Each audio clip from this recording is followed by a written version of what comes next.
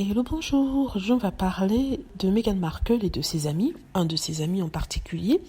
On va parler en fait de Daniel Martin, qui est un proche ami de Meghan, qu'elle connaît depuis près de 14 ans. Et c'est en fait son maquilleur. C'est quelqu'un qu'elle utilisait lors de maquillage. C'est un maquilleur aussi connu, qui est très professionnel, qui est très connu, et beaucoup demandé dans le monde du show business et aussi de la mode. Donc pourquoi je parle de lui aujourd'hui ? Je parle de lui parce qu'il a donné une interview à des médias aux États-Unis. Enfin, il n'a pas donné d'interview, c'est qu'on lui a posé la question sur Harry et Meghan. On lui a posé la question sur le prince Harry, par exemple. Il s'est exprimé en disant que oui, le prince Harry adore sa vie en Amérique, mais qu'il a toujours l'Angleterre dans le cœur et que, en fait, son pays lui manque énormément.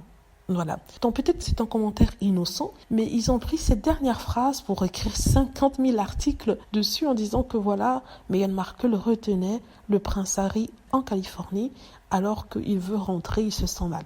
Alors ce que personnellement je dirais à certains amis de Meghan Markle, c'est d'arrêter de donner des interviews, de ne pas mentionner Meghan ou Harry parce que même s'ils veulent faire du bien en disant quelque chose de positif, la presse va toujours prendre ça et tourner en négatif.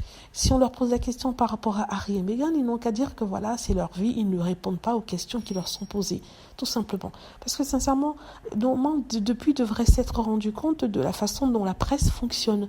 Et je ne comprends pas pourquoi ils se sentent obligés de répondre aux questions sur Harry et Meghan.